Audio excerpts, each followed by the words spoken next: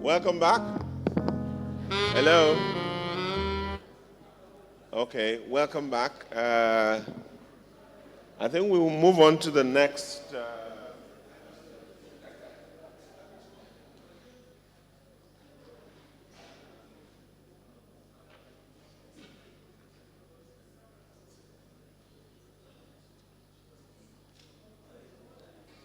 As much as possible, we would like to move very fast so that we can gain time. And since we're all back from lunch, there's a bit of energy in the room, and let's not allow it to go to waste. So on that note, I will quickly invite Dr. Ifediora Amobi, who will take us through the section on policy implementation. And immediately, Dr. Solomon Gushibet will handle the interactive session. So please, can we put his presentation on cue? Gentlemen.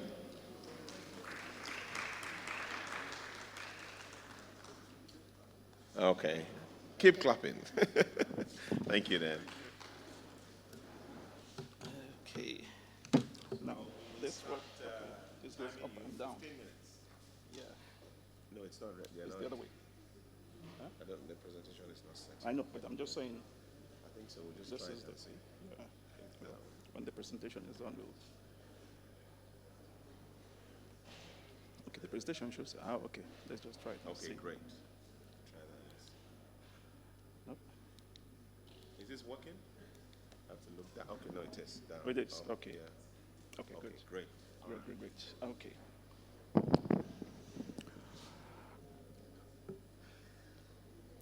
Good afternoon, ladies and gentlemen.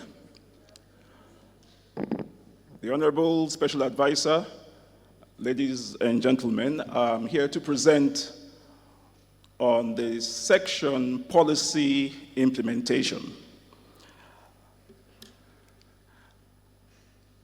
Okay. Now,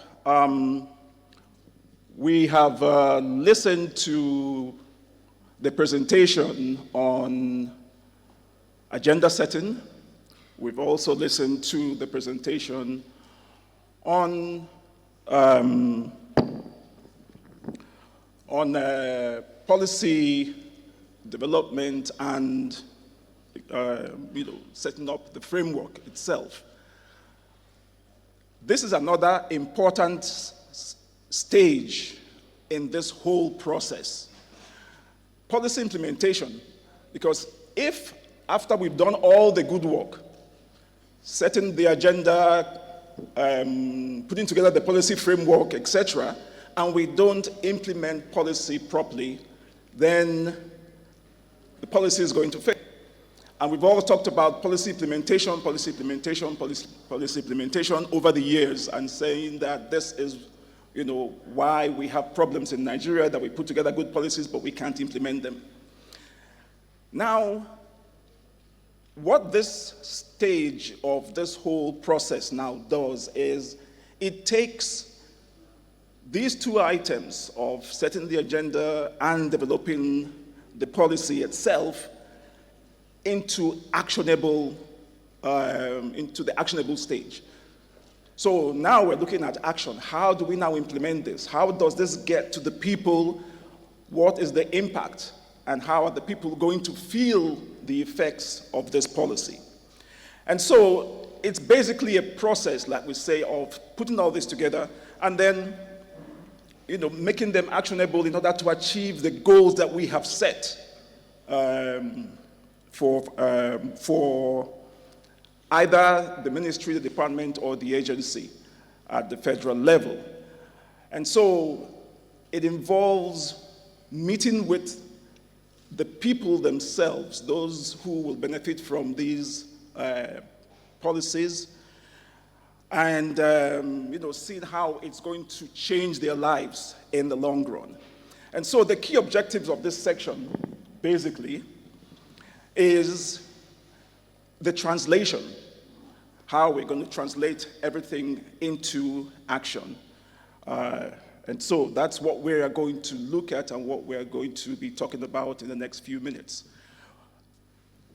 Policy implementation involves pretty much everybody, and that is why when we look at the stakeholders, everybody and every group is involved in policy implementation because it is a big section that has to do with participation, engagement, going down to the grassroots, talking to the people, getting their buy-in, getting their inputs, getting their own opinions, incorporating them into the policy that has been formulated, and then,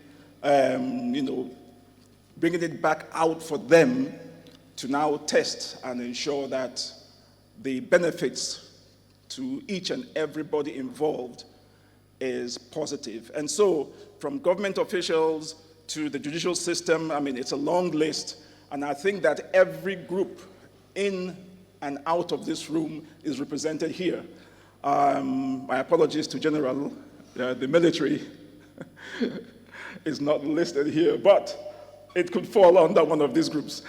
The good thing is that we have a group number 7, which is the public. So if your own, pigeonhole group is not part of it here, you fall under the public as Nigerians. So everybody is a stakeholder when it comes to policy implementation. And so what are the key steps?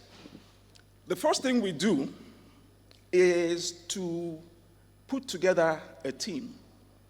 Now, we've talked about the policy development team in the initial presentations. Here, we're putting together a policy implementation team. And let me just state here that a policy implementation team is not necessarily a static, long-term team, because even a typical ministry can have a number of policies that have, some differences between them. And so each policy that is being developed will require a team that will, lead and drill that policy down and ensure that its implementation is 100% effective. And so the policy implementation team must be led by a champion, a policy champion, because leadership is crucial. If the team doesn't have the right leadership, then implementation is going to fail. Putting together the team, you need people from diverse backgrounds. Now, the subject area is very, very important. If it's an agricultural policy in the ministry, or if it's an industrial policy in another ministry or agency, for instance, you need people who have that background. And so, for a diverse country like Nigeria, where we have federal character, we want to make sure that everybody is represented and included. We look at things like gender, religion, your geographical area, etc., just so we ensure that we are not leaving any section of the country out. And so diversity is crucial when you're picking a team. If you look in the draft copy of the guide, I think it's on page 80, what we did there was try to come up with a framework on how to pick a policy champion. There are certain criteria that were listed that, if you follow, you can pretty much choose, the best policy champion for that particular policy. What that person, whether it's a he or she or, whomever, has, how passionate they are about the policy, how good they are with building relationships and consensus, their people's, skills, their knowledge of the subject area, etc. And so, it's just a guide to assist in picking that policy champion. We also want to make sure that everything we do in terms of formulating and implementing policies falls within the laws and regulations of Nigeria and meets certain international standards. If it's a policy that has to do with environment or environmental issues, there are lots of international environmental laws and standards that must be met. We can't just go ahead and, develop a policy here that either pollutes the air or pollutes our streams, that goes into the ocean, that also has international implications. That way, we don't run into problems. The next thing we do, the next step, is to train the team. Without adequate training,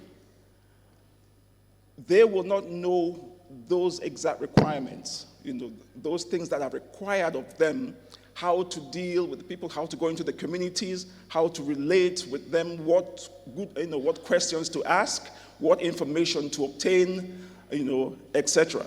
And so communication is very, very crucial when it comes to training the team. How do you communicate, etc., and what each member of that MDA is responsible for. We've talked earlier on from the previous presentations about resources, whether they'll be available, here and there. If you have to train, you must invest in training. You must invest in implementation.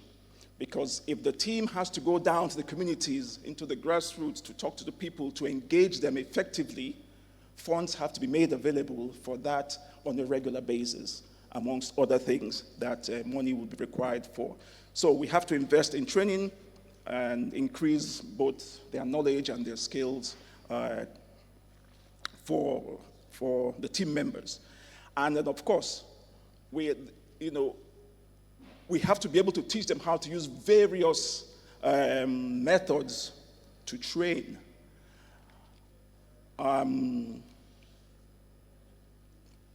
For most communities, it's not just going there and standing like I'm standing and talking to them.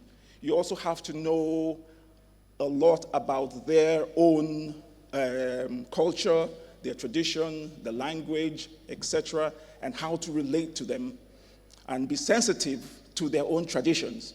That's the only way you can get a full audience and cooperation from them. So it is very, very important that that happens. Now, every policy must have an implementation plan because it has to be implemented. And an implementation plan is a high-level document that says we'll start from here and we end here. Nothing wrong with that. But part of what the team has to do is to take that plan and break it down into specific operational work plans. And those work plans must have actions, will have timelines, will have frequency of visits if need be, or times to train, what kind of outcomes would be required, and then the impact that's expected. So preparing and having operational work plans for the various policies out of the general policy implementation plan is also very, very important. After that, step number 4 will now be to test. Now, when you roll out a policy, there's a risk involved in rolling out a policy statewide or nationwide or over a larger geographical area. The best thing to do is to either simulate the policy or identify an area where it can be tested so that you watch, you study the impact, you see whether this policy has positive effects before you roll it out on a general basis. If the effects are negative and the people are not any better off from this policy, it is best to put it back, make adjustments, review the lessons that we've learned on it, and then throw it back out again. And so the ability to communicate the policy is important, as well as looking at and measuring the impact on the beneficiaries of that policy. And so starting from a small group or small area of the audience is always best. That way you can take what's there, take some lessons that have been learned, make your adjustments, and then you'll have a better rollout strategy for the wider area in the long run. Another step, which is also very, very important, is to ensure that review meetings are held, and are held, effectively. Deciding whether they will be weekly, monthly, is very, very important. And then, preparing reports. Submitting reports on a regular basis will also help. Strengthening data systems, and this, looks at how robust our technology would be. How can we capture this data? How can we minimize the risk of information, dissipating or leaving, and then making better decisions to ensure that we implement this policy effectively? What's the best practice? I talked about leadership. To make this effective, we must have the right leaders, we must have the right teams, and we should be able to ensure that we meet the laws and we work within the ambits of the law. What challenges do we face? In Nigeria, numerous challenges. Resources, we have talked about that. Funding, lack of stakeholder engagement, as well as resistance from other groups who would feel slighted if that policy goes into effect, and then so the ability of having a good policy champion is to be able to convince those other groups that this policy will benefit everybody in the long run. Solutions, communication is key, resource allocation and management, the ability to be flexible and adaptability, and adaptable is also crucial, and then ensuring that there is full participation of all the stakeholders involved. How has this process applied in the Nigerian framework? Most times our policies have not been positive. We've had issues, political will, political interference, and so many other things that we've talked about. Our institutions have been weak, but with exercises like this, we've been able to now start strengthening the executive arm of government to ensure that there is, increased knowledge and, involving everybody to ensure that we get this thing right. One of the policies that I had worked on, which I thought was successful, is a national social protection policy. And this is a policy that has helped the poor, created jobs, etc. And it has involved everything from social insurance, the minimum wage reviews, to pension schemes, social assistance like conditional cash transfers, etc. NHIS. So these are all part of the social protection policy that is benefiting quite a number of people around the country. So what lessons have we learned from the past? We need strong, dynamic, and focused leadership, like I've talked about.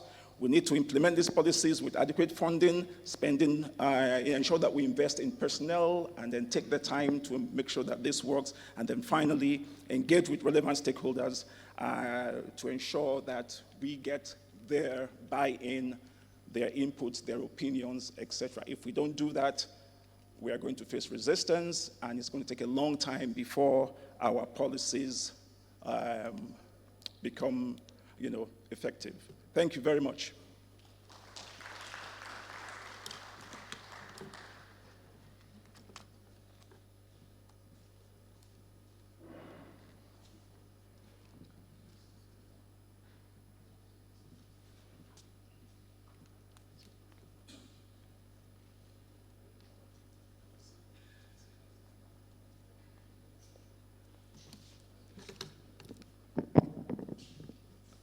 The Special Advisor to the President on Policy Coordination and Central Results Delivery Unit. Permit me to stand on already established protocol.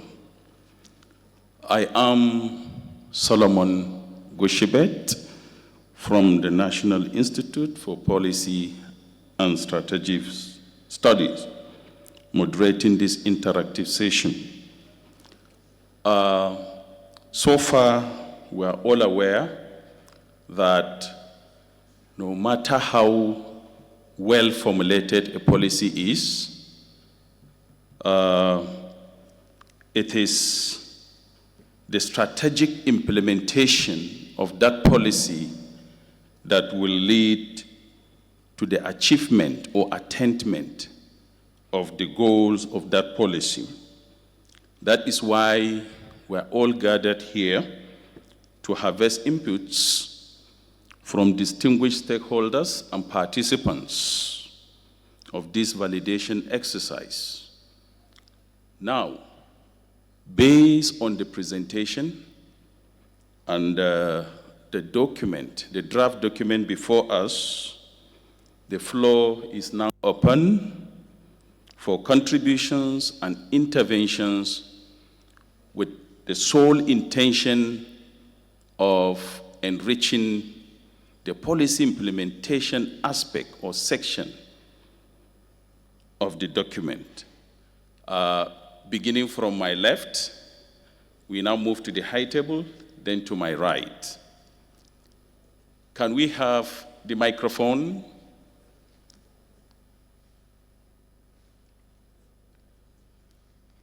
So we have two hands. So we have three interventions by my left side. We expect three interventions. Then from there we move to the high table, then to my right. Thank you very much. Three. Yes. My name is Mateo Law, AO. I'm a professor of public policy analysis with the Department of Political Science and International Relations, University of Abuja. I'm also the current Dean of Faculty of Social Science in the University of Abuja. Permit me to make a comment on policy formulation and adoption before I make my comment on policy implementation, please. I have a problem with combination of policy formulation and adoption. In policy cycle, there's what we call policy sequence. For me, if you are to go with chronological analysis of policy cycle, then we have to separate it. This is what the scholar and practitioner of policy called policy legitimation instead of policy formulation and adoption. We have policy formulation on its own, then policy legitimation on its own. Policy legitimation simply means the central issues, the central nerve of the policy cycle and policy making process. It entails the full involvement of all the stakeholders, several institutions that ought to have played a significant role in policy. So they have to make such a policy to be legitimate. Policy becomes legitimate when all these stakeholders hear their view, express their interest, and make sure that their interest is strategically captured. It may not be completely captured, but it has to be strategically captured because we want that policy to be people's-oriented. So we want to provide legitimacy for it. So there is a section called policy legitimation. So it has to be included. Coming to policy implementation, there is something we need to know. It has been unanimously agreed upon by both the policy scholar and practitioner that policy implementation is the epicenter of policy cycle. What that means is that all the necessary modus operandi of policy implementation must be incorporated with the implementation strategy. if anyone is missing, it will lead to policy somersault. And that is what we want to avoid. What is missing here is the inability of people that drafted this policy framework to include, classify the implementation within the context of typology of policy. As you have the implementation committees, the implementation committees must be able to understand where such policy belong. Is it within the context of redistributive policy, distributive policy, regulatory policy, or constituent policy, even bargaining policy? They need to be properly informed where such a policy is classified within the context of typologies of public policy. And that is where the problems always come from, because the implementation committee might not have such information, and it's very, very important. So it's a big lacuna which has to be corrected. Then lastly, when it's come to the implementation of policy, the action plan, programs, and the project that we usually implement policy upon it, because all these serve as a premises, they have to be clearly stated. What type of policy actions are we going to take? What type of policy plan have we prepared? What type of policy project are we intending to execute? This is very important. And the beneficiary of the policy must also be properly informed. In fact, they must be incorporated into the implementation strategy. Because in a situation whereby you hear of someone in his absence, then you are not doing the right things. They have to be properly informed, and then let them be part and parcel of such a policy in order to achieve effective and efficacious policy implementation. Let me stop here to give other people the opportunity to talk. Then I will still come back, inshallah. Thank you. Okay. Please Yeah, very briefly. be straight to the point. Yes, please, straight to the point. Thank you very much. My name is Kingston Chikwendo. I'm the head regulations and statutory compliance in AUPRC. My comment here, which is respect to the recommendation. I know this is a guide that for in policy implementation that you use a policy an implementation team.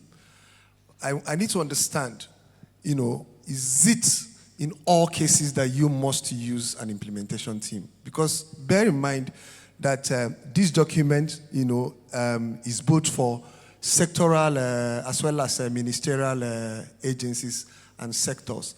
And the experience that we have had beyond the theoretical in Nigeria, my own experience is that more often than not, where policies we have made, in most cases that we have attempted to implement policies via this route, you have not been successful. I would give you recent experience. You remember the policy on reformation of the oil and gas industry. As part of that strategy is following the enactment of the PIA, and then there was a presidential implementation committee to implement that. So the question we ask ourselves today, where is that committee? Because all of this, we must bear in mind, happens within the culture of the people and our people. So I would think that besides this strategy also, this document should also include other strategies for implementing policy, especially strategy that tries to reinforce the institutional framework already in place. People have responsibilities in ministries and agencies. Those responsibilities should be given clear roles so that we know where the accountabilities are. So the part of the problem and challenge that you have when you implement, when you go the route of implementation committee is the two issues of responsibility account. Where are the responsibilities and where are the accountabilities? So I would recommend that maybe this should not be the only only strategy. Other strategies should also be considered. Thank you very much. Thank you. To the last person on this side, you want to speak? Okay, after her. After him, then you. Please, straight to the point, so that the time is already far-fetched. All right, thank you very much. Thank you. The presentation is well taken. Angus Ikpe from Federal Ministry of Health again. Well, the last speaker has just touched on part of what I want to talk about, which is the fact that we have statutory implementation structures within, our systems, and then the way the presentation is made, it's it's like a one-size-fits-all something. In the implementation, in management of implementation, we believe that there are various levels. There's the top level, and there might be the middle, there might be various levels up to the first line, front line managers and all that. So, point I want to make here is that we don't seem to be, separating these levels, because from our experience, we usually have implementation steering committee. And also from experience, because you have chairman or head being minister, you have him on this committee, the other committee, some committees don't even function. And I know that it's not all the time you want to have a special delivery team, like a task force, because when you're looking at change management, you're looking at those, reforms where things are drastic and they're not incremental. When you're making significant change over a short period, you may want a task force to help you, because people don't accept change easily. So as part of change management, you may want to come up with an implementation team. But where you have usual incremental, reforms, where policies come up within a sector from time to time, you have these statutory, implementation structures within the system. And then the other thing is, what about the other levels? Because there was a mention of operational planning. Who does that operational plan? Operational plan is a function of frontline managers. It's not, and they're also not held accountable for the overall objectives. It's for them to just implement those, get the outputs from areas of implementation. So my point here, two things. We've put it as if it is just one level something, and we're not looking at the fact that implementation is done. There's implementation steering, governance, where we try to look at how to ensure that our policy is implemented. You might have the governance structure there, but you also have other implementation levels where people are expected to carry out implementation, and the planning happens differently at these levels. So it will not be the one-off or one single implementation team that will do the implementation plan and again do other micro planning that you have below. So we need to make it, and I still appeal that we need to make sure that these things are simplified, because we should move from, what we have these things in books. Can you articulate the order levels? Maybe you pass to the theme. I said steering level, top strategic level Yes. of implementation. You have it depends on the size of the organization. Some organizations is several levels before you get down to the front line. Okay. That's what I'm saying. So it is not as simple as one implementation team. Again, the fact that in many of our incremental policy, processes, you may not need that task force, that special team that is supposed to help to drive change. It is usually needed when you have radical reforms. All right. Thank you for your intervention. I haven't come to the... Madam, you didn't raise your hand. Give her. This one. Well, thank you very much. My own concern is taken from the presentation concerning budgeting for the policy implementation. Because most of the time, from my experience, some policies can just be from an emergent issue. It may not have been budgeted during the budgeting process. So in that situation, how do you take care of the financial aspect of it? Because when things are coming up I can take example from my ministry. There are cases of bullying happening at all levels in our institution. So the Honorable Minister felt that there was need to come up with a policy. But at the inception of the budgeting process, it was never in the budget. So how do you now take care of when there are emerging issues and there is need for quick intervention? How do you now take care of it?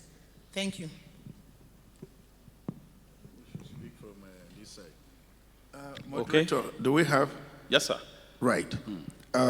Ladies and gentlemen, we really on this side appreciate the input we have been getting with respect to this document. Please, when you want to speak, do not lose the fact that it is a guide. It is not a policy itself. When you take it at your level, ministry, MDS level, then you develop a policy. You will meet somewhere in our guide that says you should establish an implementation committee. Now, you are the one who knows the implementing arms that you have in your ministry. You just plug what you have had and let it go into that same implementation strategy you already have.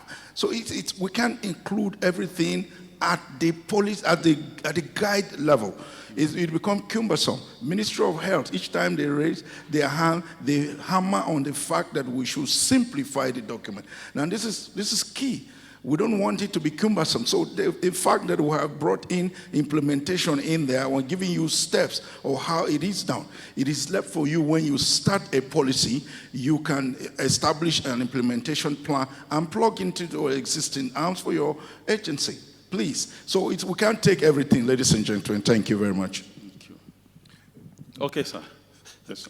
I was just going to go in that direction, but because you've gone there, it's important to state what this is. Within the architecture of strategic governance for the country, the highest level document is the Constitution. It gives broad state policy directives. Underneath that document is agenda documents, pretty much political. They are set by the president, okay? It gives you a long agenda that is then cascaded into a long-term agenda and a national development plan. This broadly sets national priorities. So we have the 8 priorities of Mr. President, for example, that broadly tells cabinet ministers where the country is going. Now, within that, this layer we are calling National Policy Development and Management Framework draws on the issues that pertain to policy, and it will be implemented usually by a minister that oversees a ministry.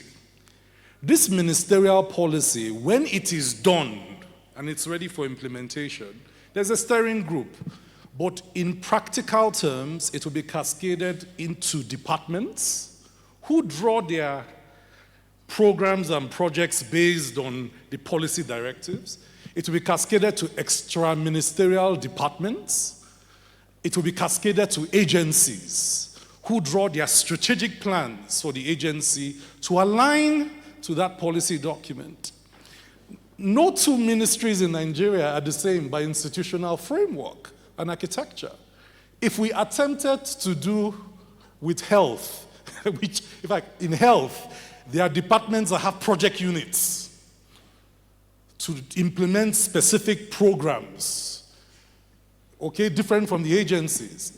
There are extra-ministerial departments in health. So if we attempted to do here what you're describing in health, we won't live here today. So this is at the level of the policy framework and the policy implementation.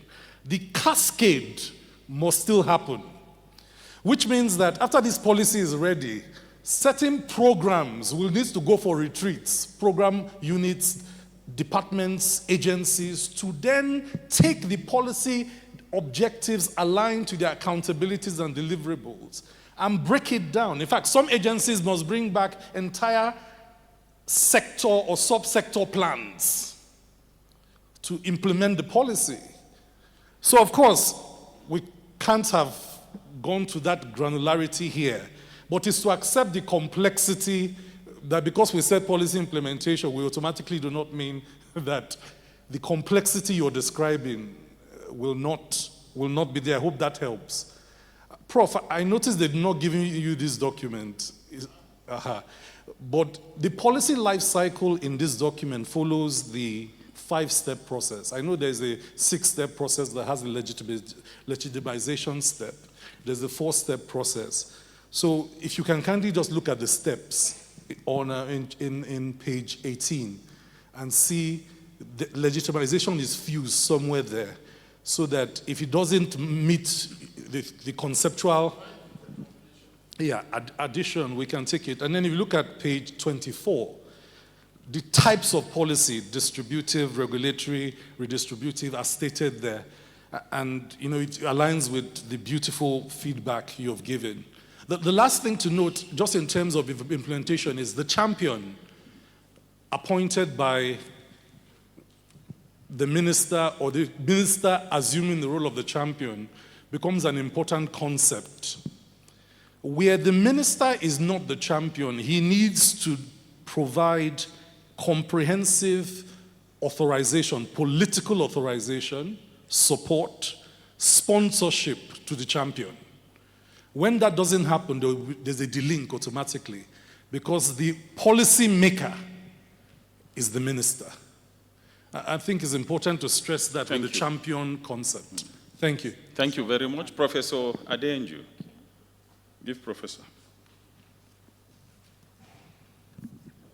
Yeah, thank you very much. I think I need to just address a few things very quickly.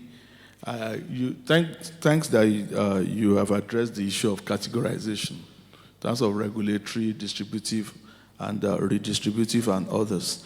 Now, the legitimation aspect of it, if you look at this document, the idea is not to say you are having one section for legitimation. It is to build it through the document. That is why from the beginning, you were talking about inclusivity and other things. Remember that legitimation and authorization are not the same. So the legitimation aspect of it is to see the inbuilt of all stakeholders right from the beginning. I think there was a presentation where a list was made. I think it was agenda setting, and I think the last one also, where a list of stakeholders, and we are even saying you cannot exhaust them. But the idea, I think I talked earlier on about different categories of stakeholders, talking about the core, the multiplier, and others. So when you have it cut across, you may not need a separate section on that. So, because even if you have a separate section, what it will be doing is to be explaining what you need to do, which has been incorporated into the steps.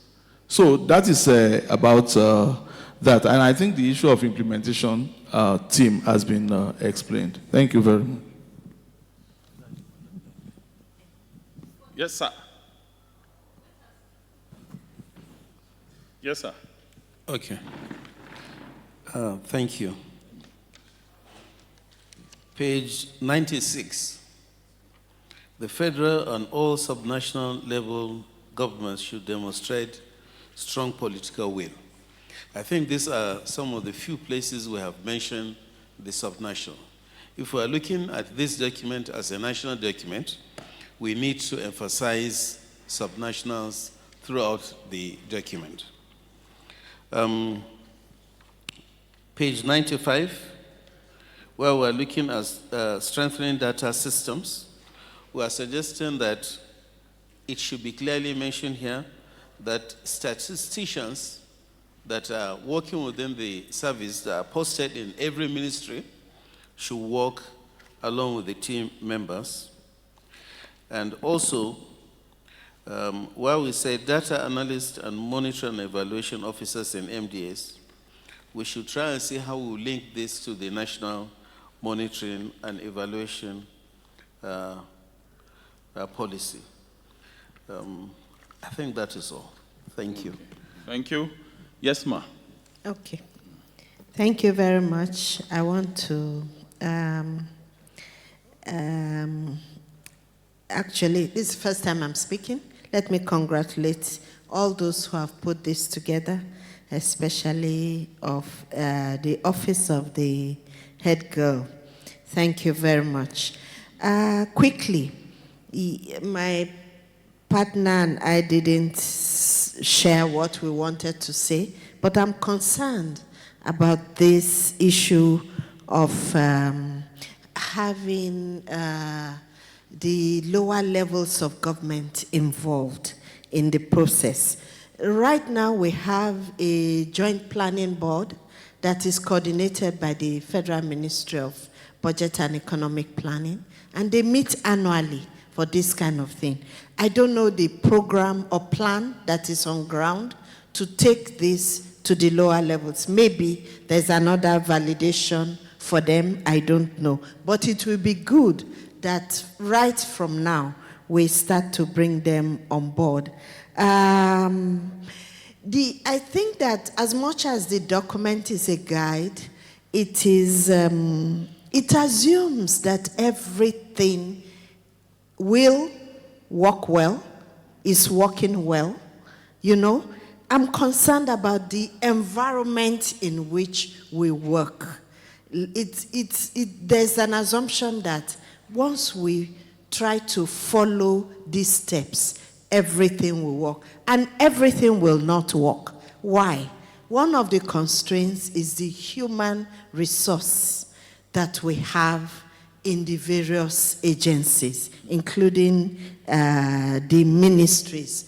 Those to support the policy process for formulation, the last session, but also now for implementation, which is the current one. The presenter, this session was the one I enjoyed the most, by the way. Thank you very much for your presentation. An item was that of regular meetings. All of us, this is very critical. And I don't know what is going to compel that to happen. Maybe we will ask for a report of these meetings, and that way they will make sure, everybody will make sure that they do happen. When Dr. Aduloju was speaking now, ordinarily, I'm not somebody to push, but I think you are under the assumption that the minister will always be male. Let me stop there. You know what you said. When this is not that, the minister will now do this. Head girl is going. Okay. Thank you. Yes. Okay, to my right, any intervention or interventions? We are through with this side, please. Okay. So she will speak. Thank you very much. It's because of the intervention of the special advisor. Good evening. Okay, can we take her? Stand. So I just had a couple of subheadings I wanted to speak to that have been referenced over and over again, and I think that we need to address that. I think, ma'am, you've addressed the point of definition, defining what exactly a policy is. I think that's where the confusion is emanating from, and differentiating it from strategy or plan, because across the documents we keep, interchanging and moving from one to the other, and so we need to define, again, second thing, the audience of this document. Is it for everybody? Is it for the ministerial level, for the departments, for the agencies? Who exactly are we speaking to in the document? That would then help us clarify the third thing, the scope. Because right now, the document is a bit too bulky because it tries to bring everything and everyone together, and it loses then the focus of what it's trying to achieve. So if you clarify the definition of what a policy exactly is, who our audience is, and then limit the scope to that particular audience, it will give more clarity. And I think to my colleagues who keep raising the issues, it's because the scope is not clear and the audience is not clear who we are trying to exactly identify. And the last thing I've seen across documents is really highlighting the need to hire consultants and experts. I think that is not something we want to be putting in an institutional document, and that's my personal opinion. I saw a page where it was really emboldened, hire experts, get consultant, That's after we had listed getting relevant stakeholders, getting people. They will now then again highlight hire an expert. That can then be a budget constraint where they say, oh, we can't do because we don't have budget to hire an expert. Meanwhile, you have a partner you can work with to get it done that has expertise in that sector. So that may be something we want to de-escalate across the document. Thank you. Thank you. All right.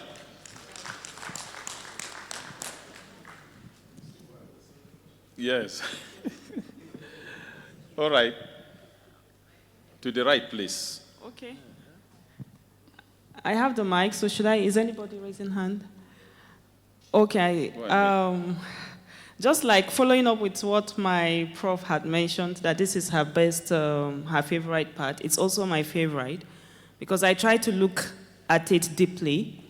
And it's very difficult for people like us, Akada, to say something is almost perfect if it's not perfect. So I tried to look at my major concerns. If you remember earlier, I raised the issue of knowing what data and understanding the need to involve data analysts to interpret data. It is communicated here. Step by step, it's very clear. Everything is clearly spelled out. Even communication with the right MDAs. Follow-up is also clearly detailed in this, more like the mapping, because I heard I've been given a name, stakeholder mapping. So I do like the fact that everything is clearly spelled out and roles and responsibilities as well, and a follow-up plan to ensure that MDAs are carried along. So I just want to say this is a holistic work, and I couldn't find any addition, but well done to the team. That's all. Thank you. Thank you. Any further intervention?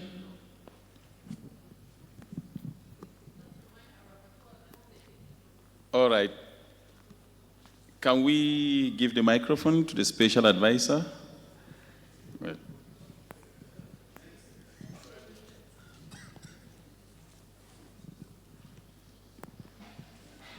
I just wanted to highlight that I hope our rapporteurs are taking note and are not dozing off after lunch. Okay. Please, Isege, I see all of you. Make sure you've taken notes of what everyone has said so that we can disaggregate and see where we can reflect what's applicable. Yes, and please also send us formal submissions. Address it to me, my office in the SGF's building, on any details you specifically want, or your ideas have not been captured, or you want to formalize it, or in the course of the discussions, something did come to you while we're here. So please feel free to write us and make that formal submission. It's important that we capture everything. Valid points have been said. I've noted quite a lot, and I encourage additional input so that we can have a very valid document. Just to speak about the audience, it's meant for the federal government of Nigeria, meaning ministries, departments, and agencies are to be guided by this document. So it's clear. I think we need to have around definitions, we need to have an area which recognizes who it's meant for. 2 is also the reference about hiring a consultant. I think we need to de-escalate hiring. We need to recognize the need to have subject matter experts contribution. So when we say subject matter expert contribution, doesn't necessarily mean hiring someone. So let's note it. I think a lot of the contributions are very useful. So please, rapporteurs, take notes, and please formally communicate your observations. And I would also like us to create, this is really at the end, our database of people that participated so that it becomes an ongoing conversation, because this is not just the end. We intend to do sectoral harmonizations. We intend to look at policies that have overlaps and to see what framework should we put in place to trigger recognizing a harmonization. And when there's a need for harmonization, what do you do? So you have, for example, I always give reference to an agri sector that has a trade aspect, meaning that when you have agri policies that speak to exportation of certain cash crops, and then you have an area there's an agri-related and a trade-related. So what mechanism do we use to trigger recognizing that? And what do you do once you come to a situation where there are 2 policies that sit side by side, that you need to implement them concurrently, or you need to recognize one in implementing the other? So we need all of this expertise and contribution from think tanks, from academia, to guide us on how we need to do that. You mentioned the issue of implementation committee because indeed in certain instances it may not be implementation committee, or in certain instances it may be an implementation agency with a tracking mechanism to track and ensure that that agency does what is required. For example, in the instance where the policy is a regulatory type policy, meaning that it's not a one-off implementation, is that going forward, this is the policy guiding the operations of this sector. So it's more to do with continued guidance in operating that sector within the purviews of that policy. So I think for different types of policies, we should be clear on what the implementation circle would be, meaning that if it's an policy that is a regulatory type policy, this is the way you sort of track its implementation. So within those contexts, please let's be clear and let's be very open in providing those inputs. So as I said, there's a next leg and a next leg to what we do. Some of you that are policy buffs that enjoy policy discussions, policy formulation, please feel free to engage my office all the time to highlight what you see in the governance circle that is challenged, what we're doing wrong and what we need to do to improve and where the gaps are. As I said, some of the things we're doing have expired. It's like, I keep saying permanent secretary, political and economy, like what is that? It's probably conceptualized some 20 years ago and nobody bothered to change the title of that PS and the PS is struggling to know what to do. So things that we, okay, thank you. Thank you, Special Advisor. I think with this we have come to the end of this session.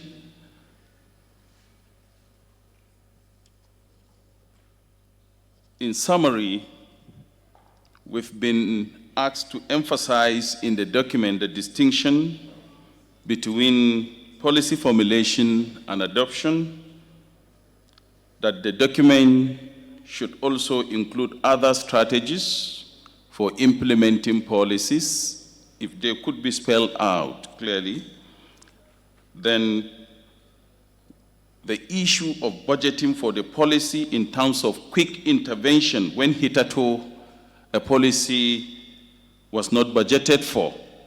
We should, the team should take note, and the document should also reflect human resource constraints and that the need to produce and circulate the report of this meeting has also been sought for, and the need for us to define the audience and scope of this document. Now we have come to the end of this session on policy implementation, and I want to thank all of you for your interventions and rapt attention. Thank you.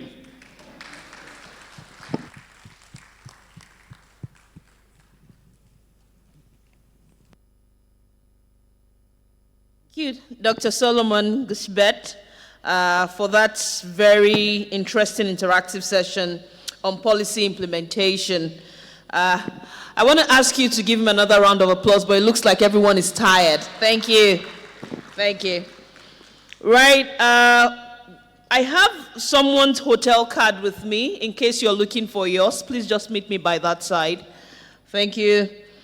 Next up, let me ask, should we take the break? Okay, okay. Right, we move on now to the overview of Chapter 5, Section 4, Policy Monitoring and Evaluation, and that will be handled by Dr. Adeboye Adeyemo, who is a capacity building and monitoring and evaluation expert. He has experience in consulting practice in capacity building and evaluation. He's worked for over 10 years at the African Capacity Building Foundation, first as a program officer, then as an M&E expert. A very warm welcome to you. Ladies and gentlemen, if you're expecting something, you know, really good, then put your hands together for him. Thank you.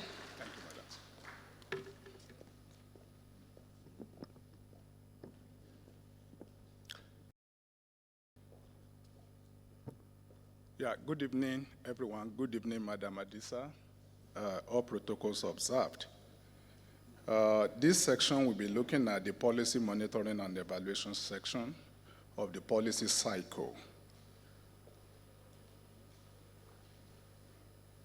Yes, oh, okay, sorry.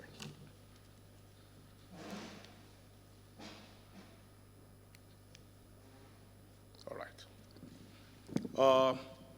The introduction to the monitoring and evaluation cycle of the policy cycle, look quickly at the overview of the MIE, the objective of MIE in policy cycle, and then the key stakeholders that are involved.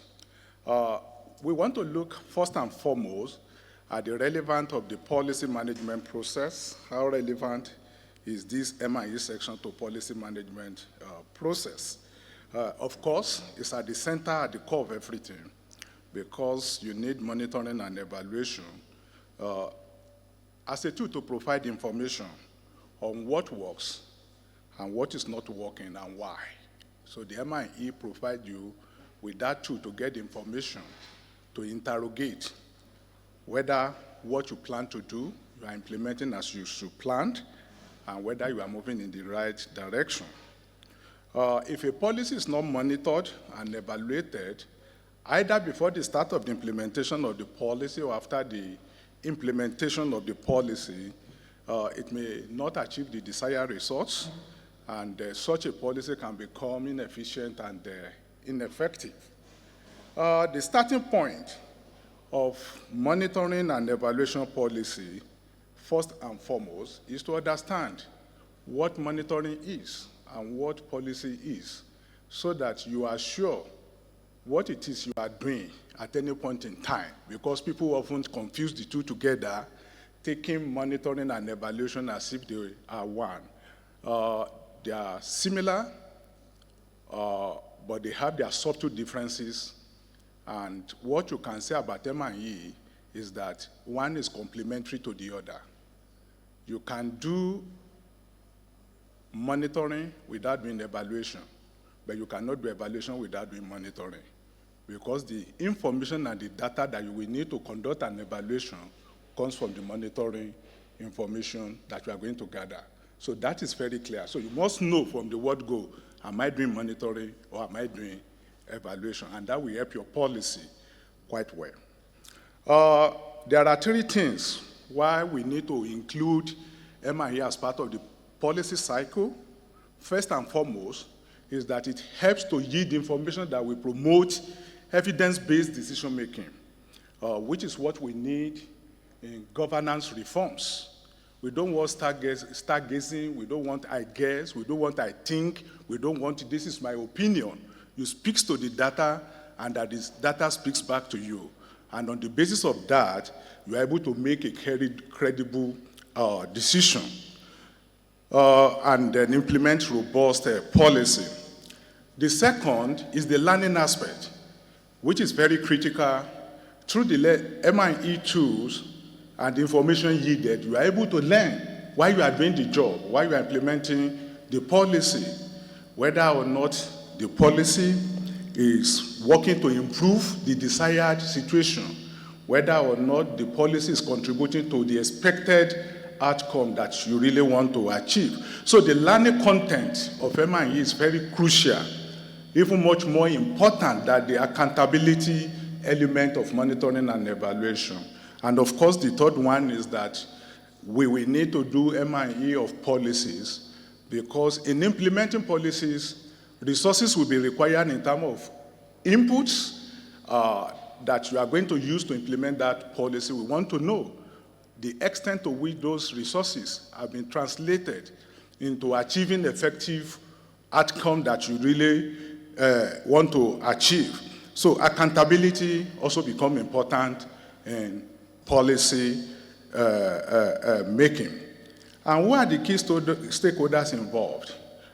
Very importantly, the ministries, departments, agencies are very critical, because they are the forefront of formulating policies, implementing policies, and then they monitor to gather the administrative data on a daily basis Monitoring is a continuous assessment and gathering of information and data to be able to assess whether the ship is on course or whether you are implementing as planned. Of course, you have the OSDF. Why the OSDF matters in policy evaluation is that is the core engine of policy formulation, policy implementation in the country, and the extent to which, even at the level of policy formulation, having an understanding of how it's going to be evaluated becomes very important. The Parliament, they are very critical in policy formulation, in monitoring and evaluation, because even they themselves are consumers of the output of MIE in their oversight role. So they become very important part of an MIE processes. In fact, right now, the international best practice is that they are now having Parliamentary Evaluators Association, because the output of MIE is an important aspect that helps to complement their effort in policy formulations as well as law. Then we have the National Bureau of Statistics, very critical, because MIE, the heart of MIE is data gathering, data analysis, and the information that is coming out of those data is what actually inform decision making. So the National Bureau of Statistics are very important key stakeholders. Of course, we have the media. In fact, in monitoring and evaluation of policies, right from the formulation of policies, you really have to prepare, that is, prep the media, so that when you are communicating your result, they understand where you are coming from. It's not a question of government saying, I achieved this, and then the media are reporting something differently. And also to understand the concept and the language. For instance, when you say results, or you say outcomes, or you say performance, or you say change, people wonder, what do you mean by all of this? So you need to bring them on board, because they are an important platform to communicate the results that the government is getting. The civil society organizations, very important, and of course, the citizens. Now, the key steps that are involved in MIE planning, actually, let me say monitoring and evaluation, the key steps, not just MIE planning, are the level of policy formulation, the policy implementation, policy monitoring, and policy evaluation. At the level of policy formulation, why is MIE important? Effective monitoring of policy starts at the formulation level. There must be a section in your policy document that states very clearly how you are going to monitor that policy. So ex ante, you have already determined the kind of MIE you want to do. Is going to be the classical or the traditional, just accounting for resources alone, or is it going to be resource-based monitoring and evaluation? Because they have different approach to doing them. All of these are stated in the document from page 97 to 120 of our document, step by step, to approach this. Though in the document, what we are focusing on is the resource-based monitoring and evaluation, which is based on resource-based management approach, which is a paradigm shift in governance to say, look, it's not enough to account for resources, but what difference are you making in the life of the people? So from the word go, from the starting point of policy formulation, it is important that you state clearly how you are going to evaluate that policy, how you are going to monitor that policy. The draft policy at the formulation stage should therefore necessarily, in capital, necessarily, contain a section on monitoring and evaluation. And at this stage, you should describe the basic element. You don't need to go into the detail. Now, the next stage of policy cycle is the policy implementation. I'm just categorizing this very quickly in the context of MIE. Before you get to policy implementation, after your policy has been approved with the detailed broad framework of the MIE framework you are going to use, the next thing is to sit down and do what you call an MIE plan. An MIE plan is a document that helps to track and assess the result of the interventions throughout the life of a policy. So it's a living document that should be referred to and updated. Even before you start implementation, you need to sit down and say, what am I going to measure? How am I going to measure it? How am I going to collect the data? How often do I want to analyze the data and write report and report? In fact, you need to determine who will need what report at what time, and how am I going to communicate it? Who will be responsible? Basically, these are the elements that goes to your MIE plan, and that comes between the policy formulation and the policy implementation. Of course, we define what should constitute the kind of information an MIE plan should have.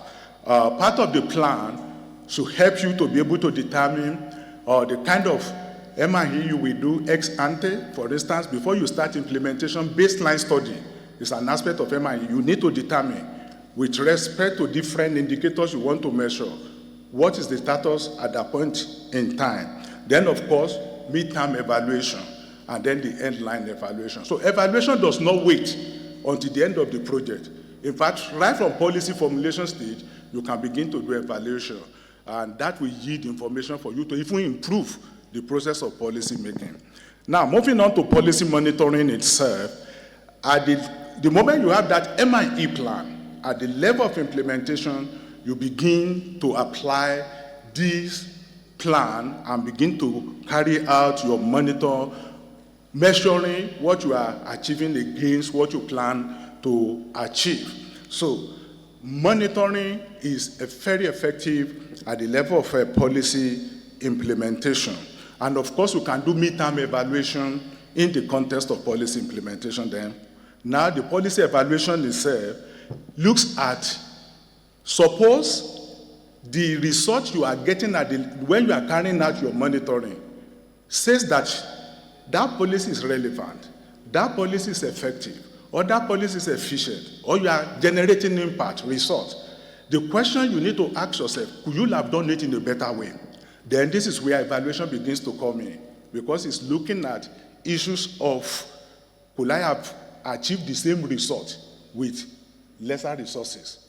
And so evaluation asks the question why, and look at the causal relationship, what causes what. So policy evaluation could be internal and it could be external, but best practices is to actually marry external with internal, and most of the time the percentages is 70% in favor of external against the internal evaluation, because you cannot be the judge in your own case. That is why evaluation is usually needed to have somebody doing it externally for you. What are the best practices? Monitoring and evaluation, particularly results-based monitoring and evaluation, is the mantra now, is what is generally accepted internationally. And in this country, we have tried to key into that. What makes the process effective? One is performance legislation. If a country wants to adopt a change in its approach to public sector management, and you don't want to do the same thing over and over again, you need monitoring and evaluation to give you a credible information to be able to say, this that I'm doing, this is the result I'm getting. If you are not happy with that result, can you do it differently? Therefore, to change the way people do this business, you also need a legislation.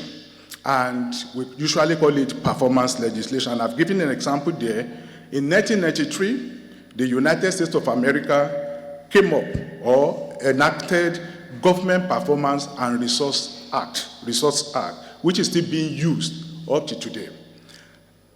In India, we have Andhra Pradesh Performance Accountability Act, which is also cited as APAC Act of 2003. And of course, the one that I like most when I'm making recommendation is Results for Canadians Framework, which was introduced in 2002 by the Treasury Board of Canada. It's a way by which government is taking all their agencies to say, look, before you make plan for the next year's budget, you need to submit a performance report. So there's a link between the resources and the achievement. There's a link between the appropriation as well as the performance. If that is not happening, people will not use M&E until there's what we call the incentive and sanction aspect of it. It is then people will begin to take it very seriously. So it is basically a framework for improving how the government manages program and services. What are the common challenges and issues that may arise in this stage? One is weak adoption of resource-based management approach, particularly in Nigeria. We have had the adoption of resource-based management in Vision 2020.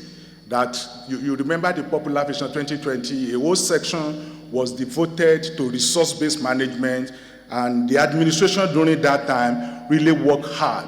Particularly in this room, I remember MDAs were lodged here for almost 2 months, going through the concepts, how it's going to be done between 2011 and 2014. But when there was a change in minister, everything fell apart, and until about another period. Then other issues, an example we have also had is the abandonment of a zero-based budget approach that linked the budget to performance. This was in 2015. Then the absence of a political champion. That are those common challenges or issues that may arise in the stage of policy management. What are the possible solutions? Enactment of an enabling law that make M&E mandatory in government, a government-wide approach to M&E. A good step in that direction is the issuance of Executive Order 13 by President Buhari to institutionalize the Central Delivery Unit. I think sometimes in 2023, before he left office, which gave right to CDCU as we have it today. That is close to what we are asking for. But that one is very focused on presidential tracking results for presidential priorities. But we are talking of a government-wide M&E approach, and a law should be given in that respect. How is this process applied in Nigeria's governance framework? As I have said, in Nigeria we have had a very excellent experience, which we can always refer to as a case study. The adoption of resource-based monitoring and evaluation framework for Vision 2020. And also, interestingly, during that period, a bill on the State of the Nation address was proposed in 2011 to the 7th National Assembly, but was never passed to law. The whole idea behind the State of the Nation address was that output from monitoring and evaluation exercise, government-wide approach this time around, will be what the president will go to the National Assembly to present as how government is delivering services to the nation. Also, we have had experience in this nation with the midterm evaluation of the first implementation plan of Vision 2020 in 2013. But that didn't see the light of the day because something very interesting happened. Early in 2014, President Jonathan, in anticipation that the State of the Nation address bill will be passed, actually went to the House of Assembly and presented the State of the Nation address. And after he presented the State of the Nation address, then the results or the report of the evaluation came out. And what he presented was different from what the findings were with M&E. So the president told us, I cannot go back and tell the people that what I said earlier on was wrong. So that was how the evaluation didn't see the light of the day and it was not disseminated. Another good example that has happened in this country along the line of resource-based monitoring and evaluation is the Ministerial Performance Review from 2020, which focused on delivering results around presidential priority projects. Again, this is focused, this is not a government-wide, but this is focused on presidential priority project. But it's a very good attempt and going in the right direction. And of course, the institutionalization of Central Delivery Coordinating Unit in the Office of OSGF as an agency for coordinating resource delivery with the appointment of SSA. I think this is the first time we have more or less somebody who is championing the tracking of performance of government and result at the level of a senior assistant to the president of the federation.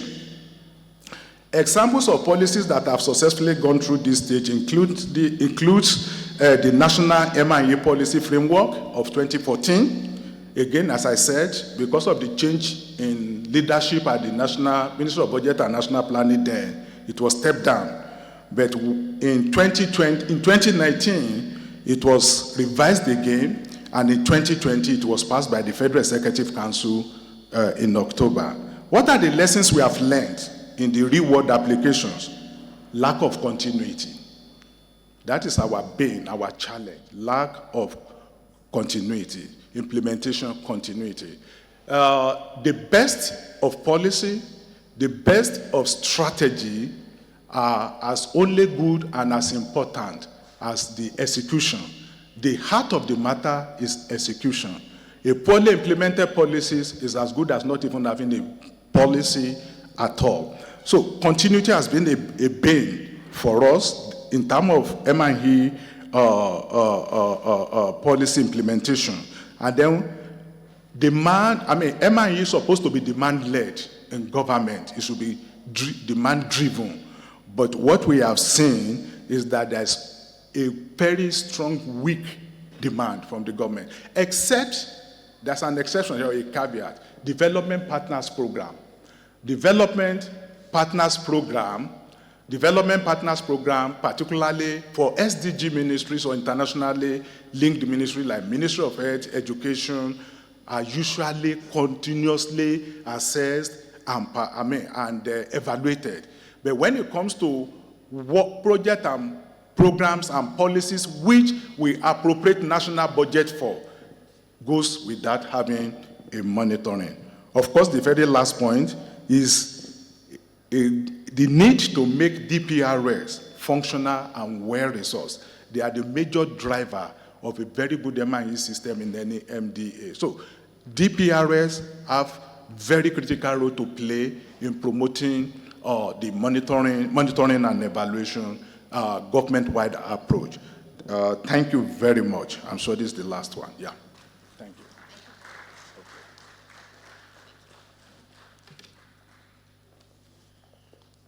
you. I know you're tired, but the clap is getting cold.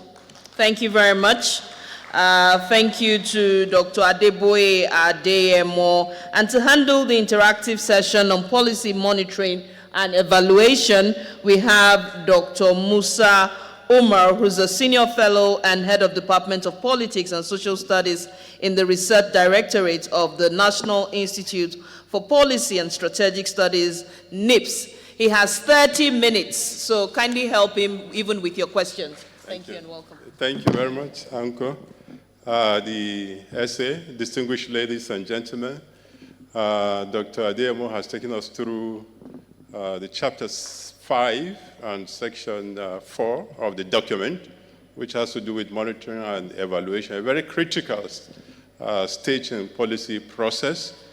And the essence of this forum is for us to add value to this document, and so that at the end we'll have a very good document that we all claim ownership and we're proud of. So we have 30 minutes to interact on monitoring and evaluation as is in the document. In case you have other comments or observation on previous sections, please just note them down and submit to the Secretariat. They will be well taken. Thank you. On that note, I'll start from my right, you indicate. I'll move to my left and reserve the head table, because a lot of wisdom is flowing from that side, so we'll take the lead table last. Okay, can you please indicate? You have just 2 minutes to make your intervention. 2 minutes. 2 minutes is too much, thank you. Okay, so I'll give you 1 minute. Thank you very much, Prof, for Okay, that. thank you. So I was still looking at it. However, in your slides, you showed the stakeholders. You listed the stakeholders. MBS, National Bureau of Statistics. The Parliament is where I have issue. And then because you told us there is a breakdown on roles and indicators that you mentioned in the report. It's page 95, I think. So where is the role of Parliament? Is it in the process of monitoring or evaluation? If I will suggest, I think monitoring and evaluation is not for politicians. I'm bringing my tone down. Okay. No, just go on. In the whole policy circle, this is one of the things we were saying that the other time. Everyone has his role. So I think M&E, if we're going to bring M&E in program monitoring and policy monitoring, I honestly do not see the role of the parliaments. If the parliaments will come in, then we should have the subnationals, we should have the local government. I know that we are bringing all the politicians. Thank you. Why do we do M&E? And then secondly, I think I have another one, but because you are rushing me. Okay. Sorry. And okay, you have made me to 2 minutes is too much. I'm still in 1 minute 52 seconds. I'm still within that. I think that was my major point. Again, I don't want to be seen as advocating for academia. Profits here, profits here. I'm in the middle of professors. But again, in the stakeholders, if you won't include academia, then we have a research institute. Thank God NISA is here for the data, for analyzing the data that you collect in the process of evaluation. Since you have the MBS, National Bureau of Statistics, to collect the data, then research institutes should also be stakeholders in M&E rather than the parliaments. That's just my suggestion. Thank you very much. That's well noted. Okay, any other intervention from, yes? Okay. Wow, the interactions have been so exciting. I didn't know that by this time people will still be engaging. Thank you so much for that presentation on M&E. I just have a quick thought around, and I was so happy when you mentioned that after M&E, there needs to be some kind of sanction, you know, like if you monitor and evaluate and you realize that the performance is below the KPIs, the metrics that were set. So I'm just wondering in terms of like how realistic is it for us to implement this? So I've done some work in Rwanda and I know that they have performance contracts, and you know when they evaluate and they monitor and you go below it, you can get fired, you know, and that accountability is there. So I think, you know, as we go through this whole document and as, you know, we wind down for the day, it would be very good to figure out how we can have a behavioral change in our own, you know, especially for people who are in the civil service. How can we ensure that performance is actually prioritized, it's evaluated, and then there are like sanctions if you don't do the right thing? So that's my question. Thank you very much. That's also well noted. Yes, there's a lady behind. I like this section. It's the ladies that are doing the talking. Thank you. Good evening and well done all. Thank you. I just want to ask because I didn't see national monitoring and evaluation in the list of stakeholders involved in MIE. And national monitoring and evaluation that domiciled in the Federal Ministry of Budget and Economic Planning have the mandate to do MIE. So I need clarification of that to take back to the office. Thank you. Okay, I think that was mentioned in the course of the presentation. And I think, okay, any other intervention from this side? Okay, we move to this side. We have 3 hands here. Please, can you? Thank you. Thank you very much. We had last. The interaction on policy implementation was considered to be the best for some people. But for me, I acknowledge this presentation as one of the most interesting ones to me. And I was superlatively excited. Thank you, Prof. As if the presenter should not stop. So I love that. But I wanted to be carried away. I now realize that, Mutula, you are from academia, so you shouldn't do that. And I also remember the statement of Professor Ayo Matayo, the DG of NIPS, that we are not here to praise the presentation, but rather to provide a very fantastic critique to it. And that was when I now called myself back and now realized that I need to do a job here. Over the years, what I've understood about Nigerian political landscape when it's come to the policy formulation and implementation is that the responsibility of MIE are actually being carried out by politicians, and it's not helping us in any way. Let me give you an instance. I'm so sorry. When it's come to the poverty alleviation programs, you know, that program was a very beautiful one to reduce poverty situation in Nigeria.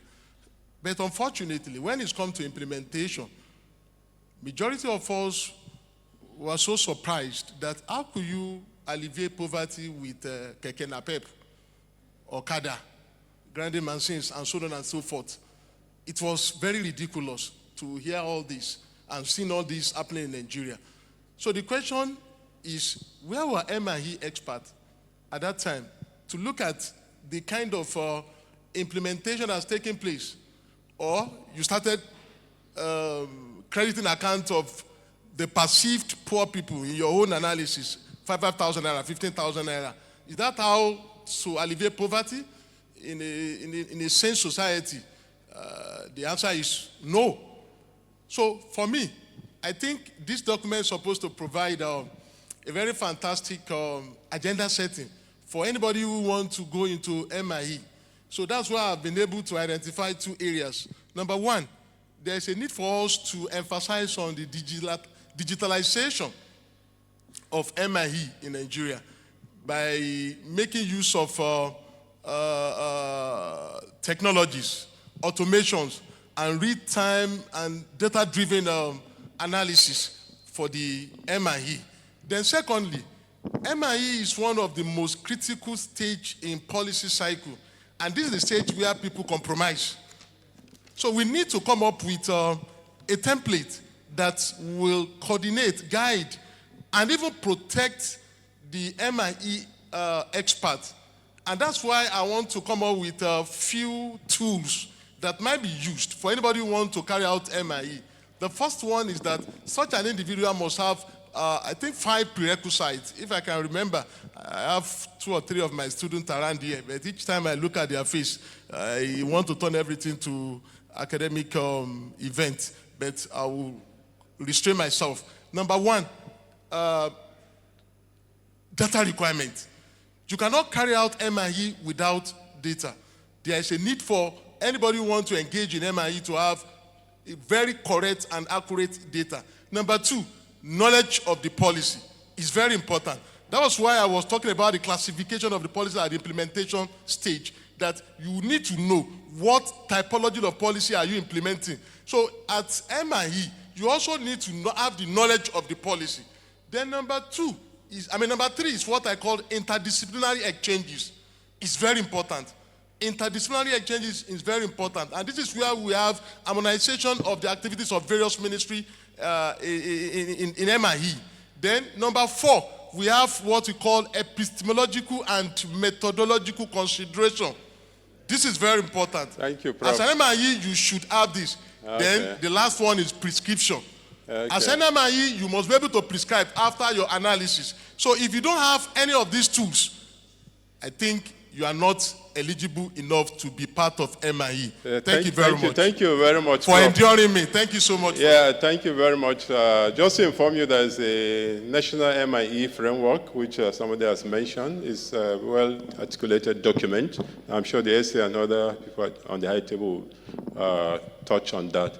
Thank you very much. Yes, sir. Thank you very much, Dr. Anthony. I'm the Monitoring and Evaluation Officer for the health sector. Thank you for the presentation.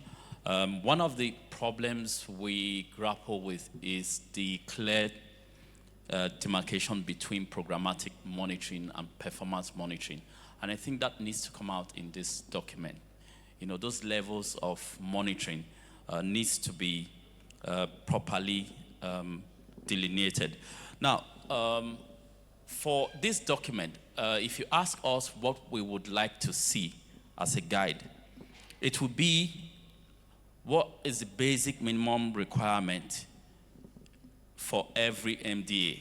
When you pick up the document and you look at it, and it should be able to say, if you're developing a policy and you get to the M&E section, it must, number one, have definition of M&E, or if you want to move that to definition of terms. And then we would love to see for this document to guide on how to do, first of all, maybe state for standardization that we as a country, until further notice, we want to focus on resource-based monitoring.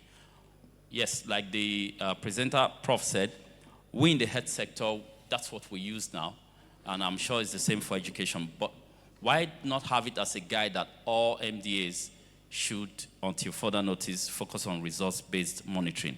And then that, again, this document must contain, if you're developing a policy document, when you get to the M&E section, must contain a set of well-defined indicators.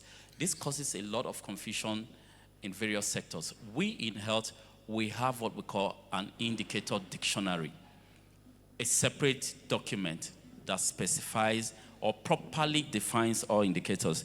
And it's the same thing for roles and responsibilities, because what we see is all of a sudden somebody is thrown in our office and you think you are an M&E officer, not knowing, knowing exactly what to do.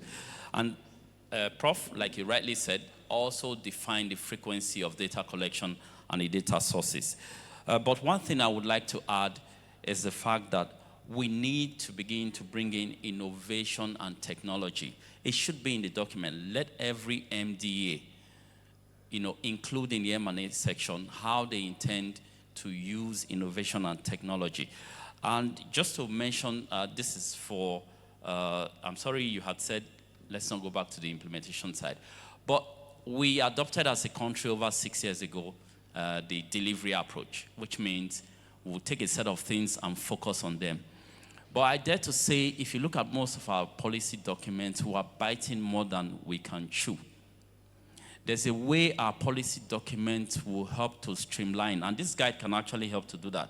Say, when you do your, when you identify your problems, focus on a set of problems, key problems of high impact that we want to address. And I think it becomes easier for the M&E to also follow those problems and show you results. But at the moment, we as M&E officers, what we see is we are looking at everything and it becomes very difficult to collect and report on. Thank you. Thank you. Thank you for that intervention. Well noted. Okay. Yes, sir. Yeah, thank you very much. Let me join my colleague in just making some inputs. Angus Ikpe, Federal Ministry of Health as well. Well, I joined Prof in thanking the presenter because that's probably the presentation I enjoyed the most of all because of the fact that I think it's already providing quite some good guidance. And I will say that M&E is the most performing component of the policy process, as far as I understand it. What I mean by that is that where we're failing the most is in the policy formulation aspect. For me, because I have someone who agreed with me here that the problem we have is not implementation, as we say. Not as if we don't have, but the bigger problem is in the formulation, because when you make policies that are not intended to, or they're not likely to work, you will have challenges with implementation. So, but there are two issues that I usually see with M&E. First of all is timeliness of the step, that evaluation or the monitoring. We got an example here where we said President Jonathan presented State of the Nation reports, only to come back and be presented with the M&E reports, and he said he couldn't go back, right? That's a simple example. In various sectors, it happens a lot. There's usually a cycle for maybe reviews, even if it's the annual implementation process. And you will see the M&E or the evaluation process happening after you have finished making decisions. So timeliness in terms of aligning with the review process is a major problem. This document we're providing, I believe, is something to help guide, regulate what we do in planning, implementation, and evaluation. So let it be able to help remind us or encourage us or whatever, compel us to be able to, carry out M&E in a timely manner. That's the first one. The other one that often happens, all our consultants, all the people who are involved in evaluation of our policies, when we come out with our results, on one hand, yes, you have your indicators, your indices that help to tell you that, okay, there are changes within the status, in the social status, whether it's educational or it's health status of the population. But there's still something you're supposed to do to ensure that you are referring to that policy. It should be possible within your evaluation design to be able to determine that the change you are seeing is attributable to the policy interventions. That doesn't happen in many of our evaluations. So it needs to come out here. Because for you to say, the situation in literacy, has improved, you should be able to show that that was because of the intervention by, the Renewed Hope Agenda, for instance, right? So that's something that we need to take note of. So if we're able to ensure, then one more thing, just taking us back, because I feel that policy formulation is a major issue. We talked about implementation teams, formulation, the development team, okay? Policy development team, policy implementation team. Something that is more important than these teams, because we usually do have these teams, but they don't quite function as they should, is the fact that who is responsible for regulating the actual policy development process within the MDAs. I believe that the CDCU and the Office of the Special Advisor is responsible for probably coming up with the whole framework for regulating for the entire country. But it will not be easy to deal with, all sectoral policies put together, assuming the Office of Special Advisor is the clearinghouse, okay, for policies. Within the MDAs, in the health sector, we're already thinking of something like that, where we'll have some expert committee who, in fact, we're planning to come up with this kind of framework actually to guide policy development. But apart from that, we need to have some regular, process of, receiving and advising the minister before the minister takes the political decision. There should be an advisory committee that is able to do the clearing of policies as they come in. So this document, I think, should, capture that. How do we regulate not just the implementation or the development teams, but where is the regulatory structure within the MDA that will ensure? Because within sectors, our own sector, things are being done. Thank you very much. Thank you, sir. Thank you, sir. And lastly, we go to the lead table. I said wisdom usually flows from the lead table, so we reserve you last. No, it can't pass. I think we need some intervention from the lead table. Yes, sir. Okay. Just one comment. I think we need to bear it in mind that there is a difference between a framework and a manual. I just think I should call our attention to that. Thank you. Thank you very much. In the absence of any other intervention, I will not attempt to try to summarize anything. I just want to appreciate every comment that you have made. They are all well taken and will be reflected by the committee on that. On that note, I want to say thank you very much for all your contribution. God bless.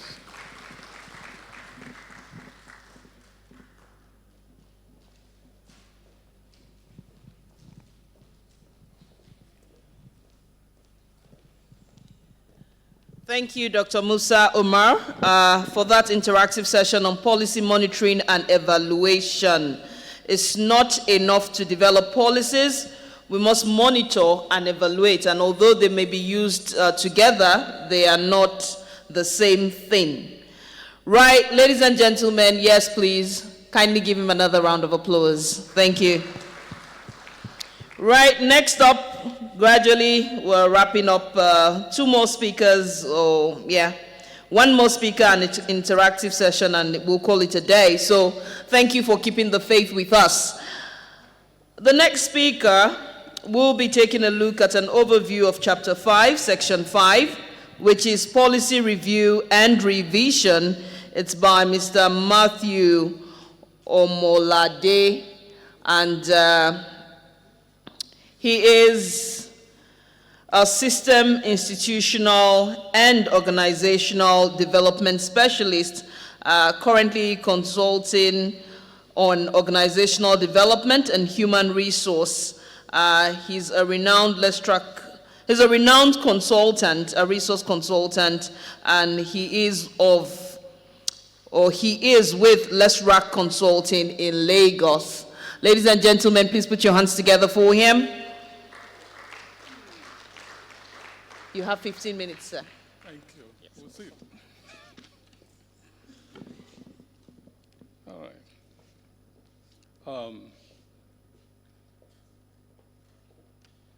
Good evening, distinguished ladies and gentlemen. As the discussion is coming to a close, I begin to appreciate that it's like we are actually afraid here to say some things. We have been listing the critical stakeholders since morning. But there are a number of stakeholders that are so important, and we never mention them. Some of them are actually here with us. We never mention them. We are afraid. I don't want to say it again. For example, we have refused to mention the critical stakeholder from the military, the paramilitary, and the entire security apparatus. I just noticed that nobody wants to be arrested. Please clap for yourselves. All right, now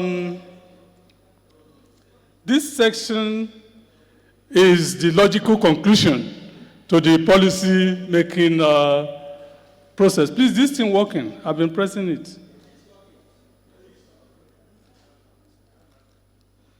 Please come and help me. It's not working. Okay, it has started. Thank you. It has started.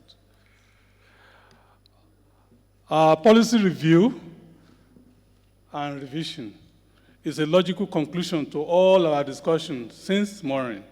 We all know that policy is supposed to be a living document. It's not supposed to be static. It's supposed to have a mechanism within itself for renewal, auto-renewing itself. So this policy review and policy revision is basically that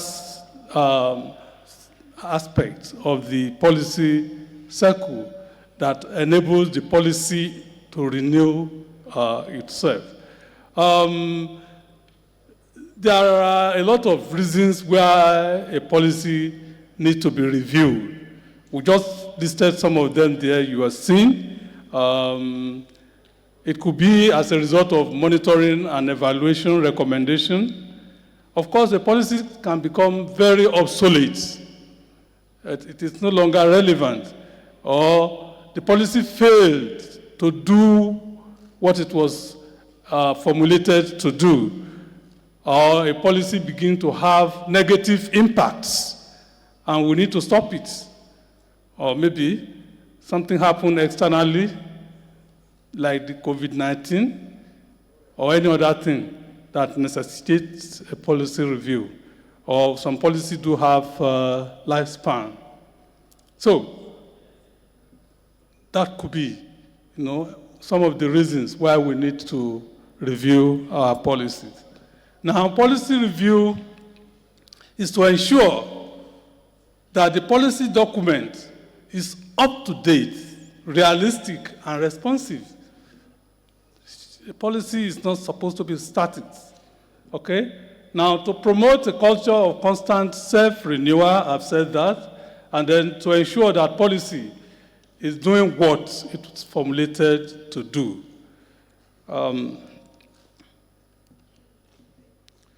So, an overview of policy review and relevance.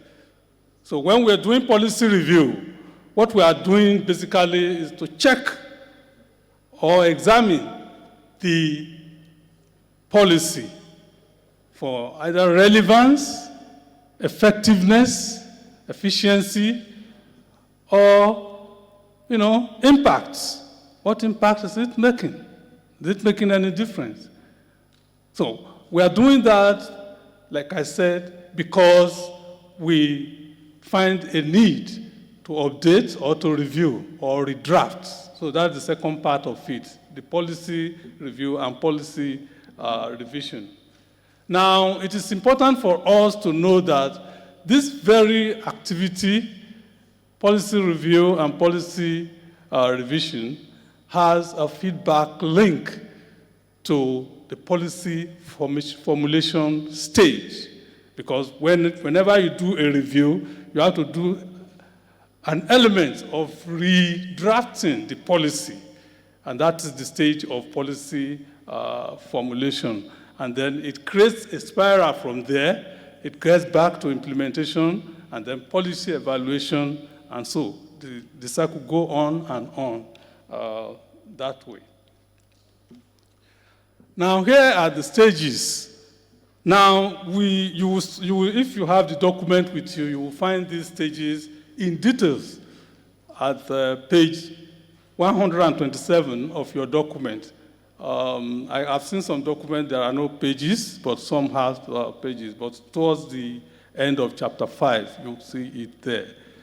Now, the first stage in policy preparation, policy review and revision is to prepare for the policy review. What do you prepare? Somebody wants to know, what do you prepare? You prepare all the necessary things. What type of policy formulation, revision is this? What is the reason for reviewing this policy? Is it because it is obsolete? Is it because an M&E recommendation has found something that we need to, attend to? So that determines how you prepare. You prepare those who are going to work with it, those who are going to, how you are going to manage the process. And then the administrative backup that is required for the policy revision process to be very successful. All those things are put in place there. Then you now go to stage 2. Sorry, the details, I won't be able to go through that one now. They are in the document. That's why I mentioned that. Then the second stage is identification of data requirements and then collection. It's very, very, very important. Because when you are checking all the issues that were thrown up that necessitate the review, you have to gather data, you have to really analyze those data afresh, or making use of existing data to look at it and then see what is really wrong. Why is the policy behaving or resulting or creating this problem? Then you do analysis at stage 3. And then when you have done an analysis, the analysis will now create a platform for you, a ground, a very good data-informed ground for you to redraft, amend the policy as necessary, and make a recommendation to the authorities who empower you to do the revision. And then you are at the drafting stage, and then finally, the policy goes for approval of the MDA, and then once the approval is given, then it goes back to implementation, like I said before. So that's the stages involved there. Best practices. This stage of policy cycle is just that it's want to have in place a clear framework for regular policy review. Either your policy is having a lifespan stipulated within it or not.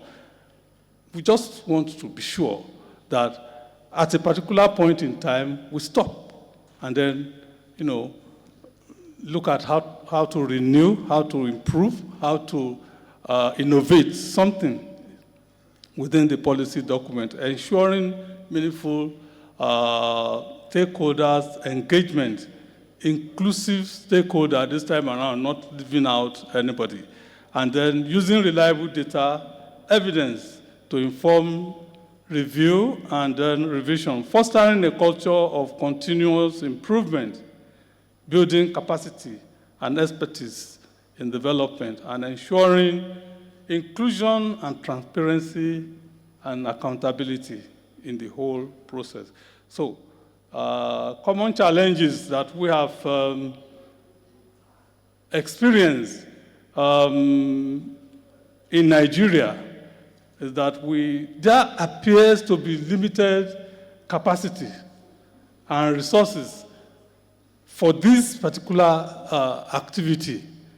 We don't, maybe it's not capacity now, but there seems not to be enough patience when going about this. We assume we know the problem, so let's go and solve it.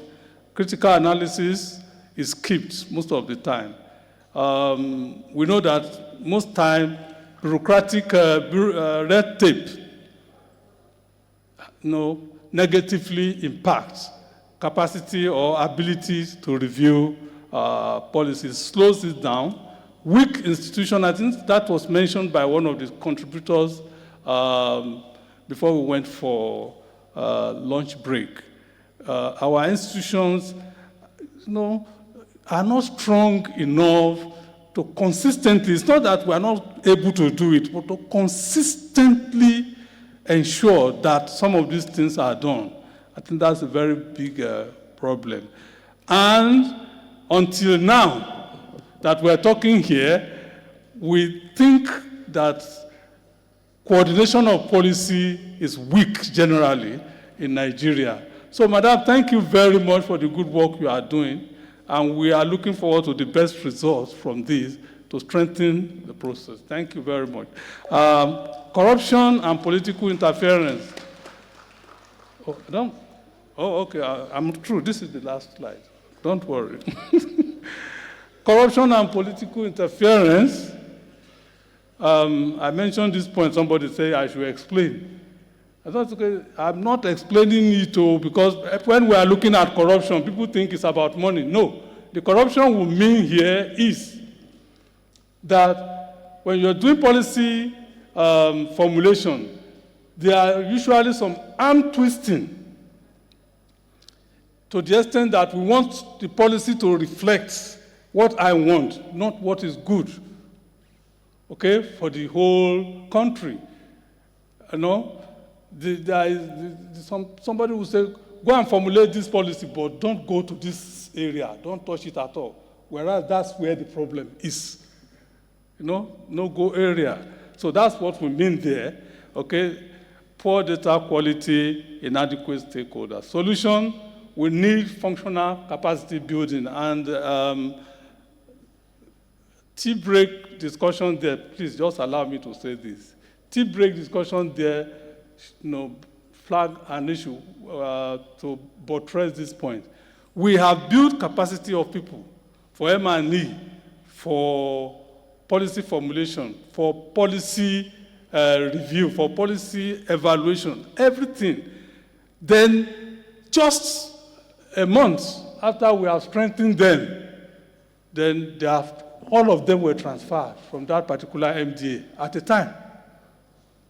Where does that leave us? So if we are building capacity, we should build a functional capacity building that allow people to stay, and use that capacity to make things happen and recreate and renew the system. So the rest of the points are there, and there's still one slide. This process is currently used. We are using it in Nigeria. We are reviewing many of our processes. We are reviewing many of our documents. As you can see, the example of Nigeria Economic Recovery Growth Plan, giving birth to the National Development Plan, which is also expiring now. And then we have the Nigeria Policy on Culture, which was developed 1988, 37 years ago. But thank God, someone is working on it now to review it. So policy could become more effective and efficient and responsive if they are consistently implemented and regularly updated. Thank you very much. Thank you very much. Thank you very much, Mr. Matthew Omolade. And he says he will find me. What he doesn't know is that the interactive session following his slides will have to cut it by about 10 minutes because of him, unless you decide otherwise. But notwithstanding, please put your hands together for him. After training, please don't transfer all of them out of that department or out of that MDA. So, for the interactive session on policy review and revision that Mr. Matthew Omolade just took, we will have Mrs. Choma Itodo, who is a participatory governance expert, a delivery system specialist, and a development communications expert to hold that interactive session. Ladies and gentlemen, please put your hands together for her.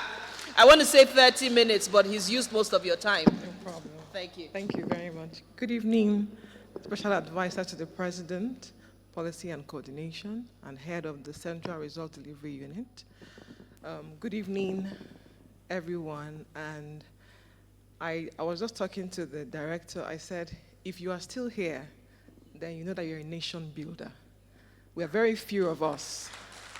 I told her that there is no roll call, there is no attendance sheet, nobody is holding you down, but you're still here. We're very few of us, and we will do the job. Thank you.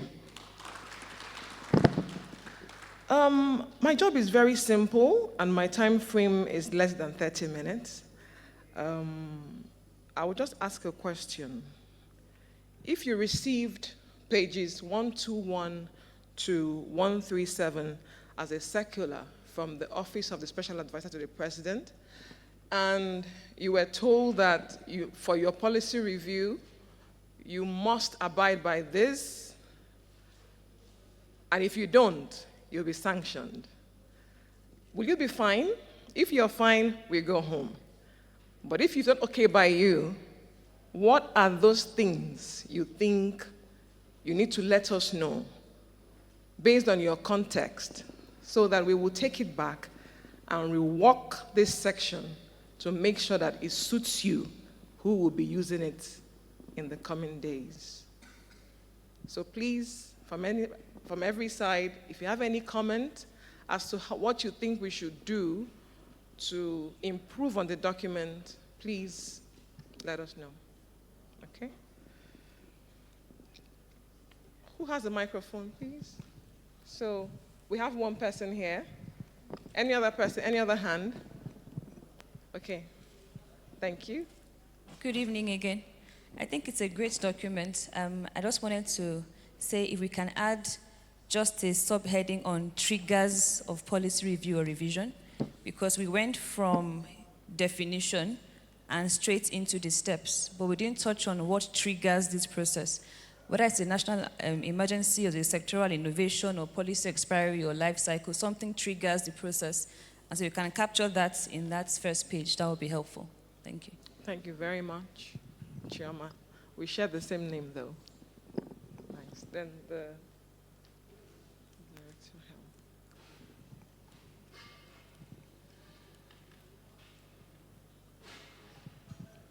All right, thank you very much. Just a little contribution in terms of, especially from the experience we have in the health sector. If the reviews, when we talk about annual, for instance, the more regular annual reviews, we've had situations where we do annual review for one first time for a particular 5-year strategy, and then the next one we do is completely different in terms of methodology that's applied. I'm of the opinion that it would be nice to have some, some guide, some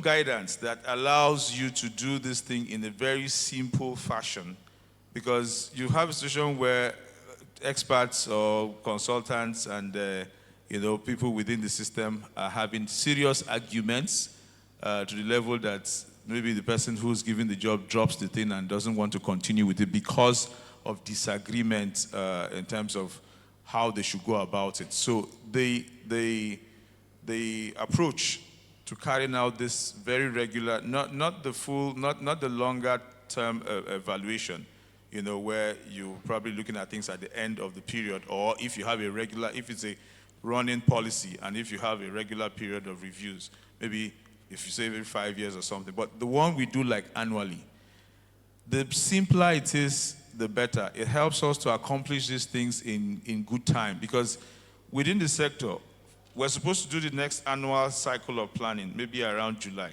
We should be able to finish this review process at the end of June, and within maybe 2 weeks to 1 month period. It shouldn't be, sometimes it takes us a long time. Like I mentioned earlier, the issue of the problem of timing is so serious that it affects our ability to even accomplish anything. So if guidance gets to the point of, what allows you to, what steps you just follow to be able to review, especially annually, the regular, annual reviews that we do for our policies, that will be helpful. Thank you.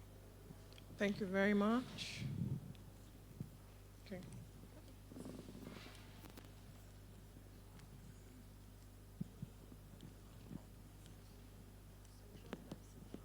Thank you very much. My own is, I don't know whether this is peculiar to my ministry, because we know that reviews come for any policy comes up every 5 years. Any policy that is already very alive, we can't review it till after 5 years. That is our own standard. I don't know whether it is a uniform standard, and if it is so, whether it can be reflected here as a guide towards reviewing policies. But the aspect I'm talking about, we have experience currently about a policy that has not reached the 5 years for its review. But we found out that there are provisions in that policy that had some issues. So repealing the policy or that particular provision is now the discussion. So I don't know if there will be any provision, because what we are doing here is to provide a guide so that we that are in the policy making sector will equally be guided when we are taking some decisions and when we are maybe leading in some aspects of the policy making. This particular aspect I'm talking about is just a provision in the entire policy, which is not working for us. And is a big issue right now. I don't want to start mentioning it.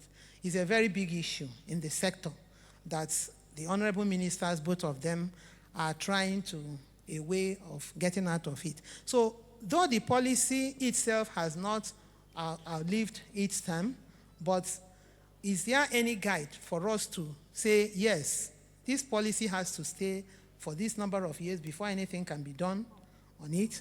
Or we also notice that when policies follow all these due processes and the policies come to life, we now see some group of people touching the policy, making some alteration in the policy.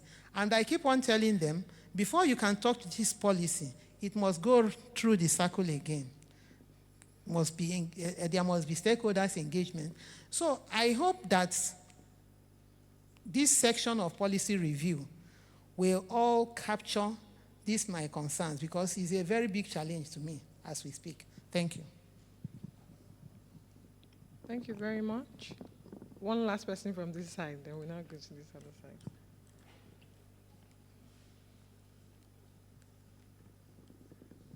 Thank you very much, and thank you to the presenter. Mine is more of a question. So for us in the health sector, what we are now doing is, because we've implemented work plans even to the lowest level, almost 100%. So we are now focused on quarterly reviews, right? And we also conduct joint annual reviews. And the course correction that comes from the quarterly reviews and the joint annual reviews, we hope will inform strategies and eventually the main policies. Now the question is, when I look at what we have here, this looks like it takes us through a very long or a longer process. So how do we incorporate that? We were hoping that if we do the quarterly reviews and the joint annual reviews, we could take the learnings from there and feed it into the policy formulation circle. But the way this guide is currently put down, it takes us through a longer process, sort of. Thank you. Thank you very much for the feedback. Okay. We can move to this side. We have 3 hands up. Once we're done. Yeah, thank you. Just a quick one. We're on review and revision of policies. I just wanted to align with the earlier speakers who had raised issue of timeline, but I'm going to stretch it a little bit backward. I wanted to take it all this at this time.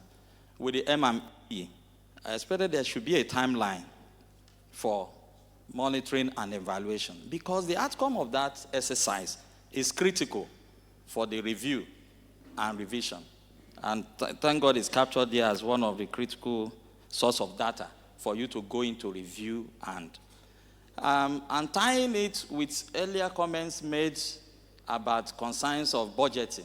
I heard from Ministry of Culture, Tourism, and on how to do this.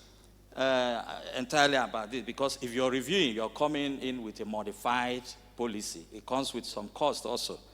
So I just want to make an intervention there that if there's a timeline, I expect the policy process of formulation to be incorporated through the ministries into their budgets. The budget ordinarily from us, this end, is a reflection of the policy direction of the government. So if those policies, if there's a timeline for those policies to be formulated, brought up, and included in the ministry's budget, that would be fine. But like the other person observed, it could be out of emerging issues. Somebody had mentioned Ebola, COVID-19. Special advisor, don't go at this, your own table now. We expect that from her office, there should be presentation to the president to fund such from the service-wide vote. Having said that, I want to conclude by just making a last comment. Well, I had here, this is my own constituency. Somebody raised concern about including the parliament or using the word politician. To me, that word may seem to want to demonize politicians. The whole gamut of this exercise will still get to the table of a politician. Let Aliza come and tell me she's not one. But the trend is globally now that there's an encouragement for executive, legislative cooperation or collaboration. Getting the parliament involved at this stage helps you to get their buy-in early enough. Because at the end of the day, they will still do that exercise. They will still come for oversight. And I know there's a special time kept for budget and policy performance exercise in Parliament. So currently, the President just established 2 committees, both the Anti-Corruption Strategy Committee and the Interministerial Committee on Money Laundering. I'm aware that the President included people from Parliament to be part of this committee so that there can be collaboration early in the day. And when you get them to have a buy-in, just today, I must commend her for inviting Office of the Speaker to be part of this. So it's as good as what am I doing here? So what we are doing here, what she has succeeded in doing is getting the Parliament being part of this, getting a buy-in from them, and I can assure you, for my kind of person, and Mr. Speaker, don't forget he's also from the academia. For anything we participate, we'll own it up and we'll defend it to any extent. And some of these policies also need legislative backup in some instances. Like the tax reform policy, you need the support of Parliament in passing the tax bill. And other policies are, I don't want to. Yes, recently we just observed a policy decision in one of the states. That thing succeeded because early in the day, the president involved the Parliament before taking that decision.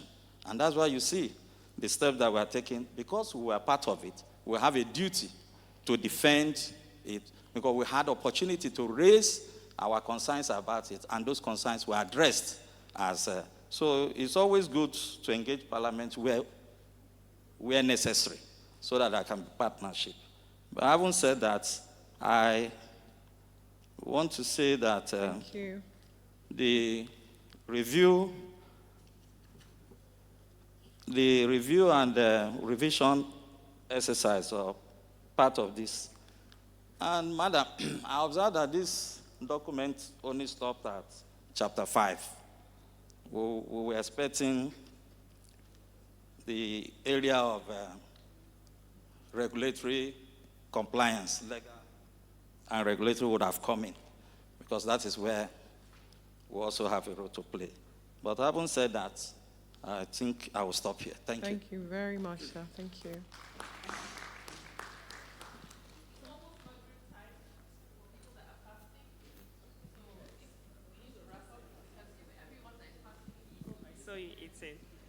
Can I go ahead? Thank you very much. Let me just respond to that.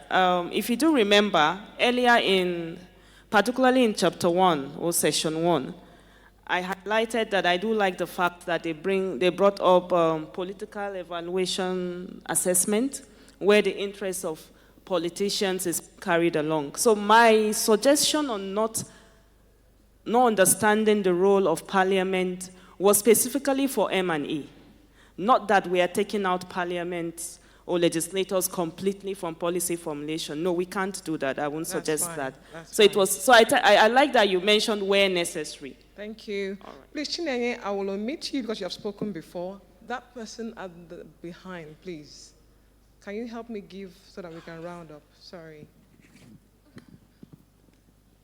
Thank you.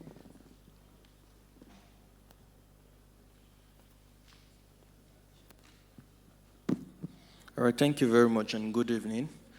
I want to say well done to all of the presenters, and this is a very rich document so far. So, 2 food for thought. 1, what can be done to prevent subsequent government from suspending or doing away completely with an existing policy that has passed through all of these rigorous processes and is maybe having some level of impact on the lives of people, but subsequent government comes into power and they just suspend it completely? Maybe because of a difference of political party. So what can be done about it? Secondly, how long should a policy be allowed to run for? And how many times should it undergo reviews before we can say completely we don't need this policy again? And finally, I think I'm not against building capacity of people in a particular department or ministry, and they end up being transferred to other departments or ministries. For me, if they go to those new department and ministry, they can still utilize those skills in those ministries. And if they don't do that there, if they've been left here, they wouldn't have done anything about it. Thank you very much. Thank you very much. In summary, I think people are clamoring for a simpler process and for the review. And I sense there are people advocating for quarterly, instead of leaving it for the 5 years, they are considering should we have regular reviews. Mr. Matthew calls it self-renewal. You can't continue to do the same thing and expect a different result. So they are asking that we go back and look at it. I'm possibly put a timeline, put it in the document to be a guideline, whether we should leave it to the 5 years before we review it, even when something is not going right, or should we adopt or encourage quarterly reviews and then annual reviews, so that when you see something that is not working, you can course correct and it will feed back into the process. There was also the issue of, I think those were the main issues, and from code, right? Yes, that if people are moved from one role and transferred, except they are moved into another role when they are transferred, they should be able to utilize the skills in that field. We will take back your comments, we'll take back your feedback. Thank you so much, and we hope that what will come out eventually will meet your need. Thank you very much.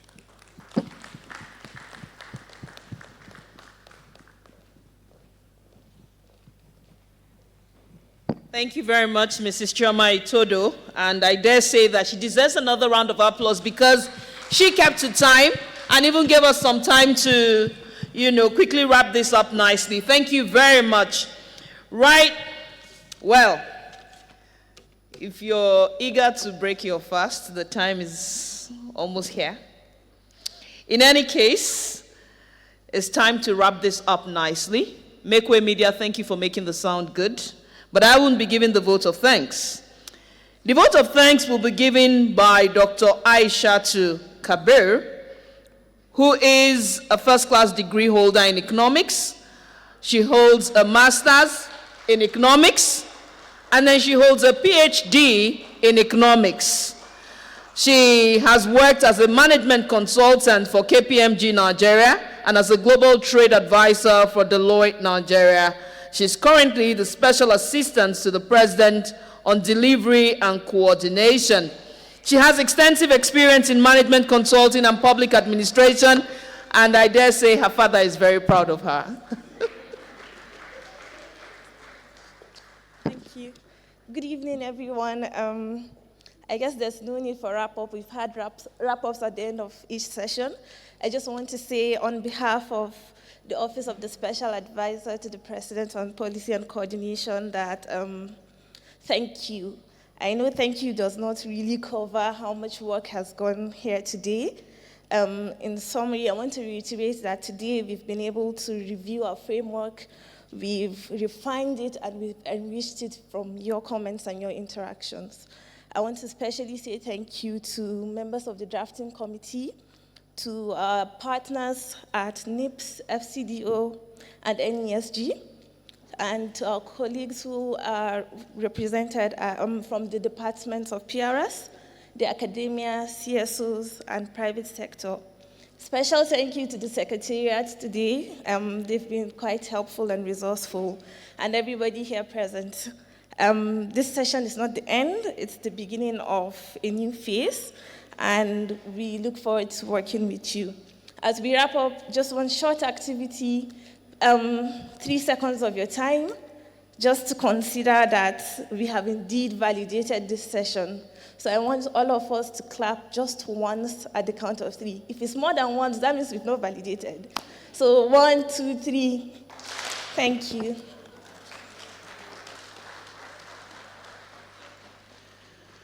Brilliant. Indeed, the session has been validated, and it's time for photographs.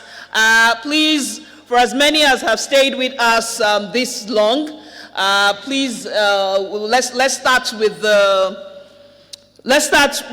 the Secretariat and the special assistants, and of course the special advisor, who is the one who's moving all of these policies. The members of the high table, we want to make this as fast as possible. Those who have stayed with us from the presidency, please don't go. We want to document the fact that you were here with us till the very end. Well, this is the point where I say thank you so much to Makeway Media once again. Please put your hands together for them. The sound, the media, ensuring that everything went as planned. I think they deserve a round of applause. Please give it to Makeway Media. Right, we'll be taking the photographs. We'll be taking the photographs right in front of the stage. I think we should also give a special round of applause to the Commandant of the Nigerian Defense Academy, who's been with us all day. Yes, please put your hands together for Major, okay, so I have skipped his name and I can't find where I wrote it, but thank you so much. We really appreciate your presence. And to the delegation from the Nigerian Defense Academy, thank you for being here. Yes, Major General J.O. Ochai, Commandant Nigeria Defense Academy. My name is Kemi Asheku. My loved ones call me Hajia Kem, and it's been a pleasure anchoring this. Thank you, thank you, thank you very much.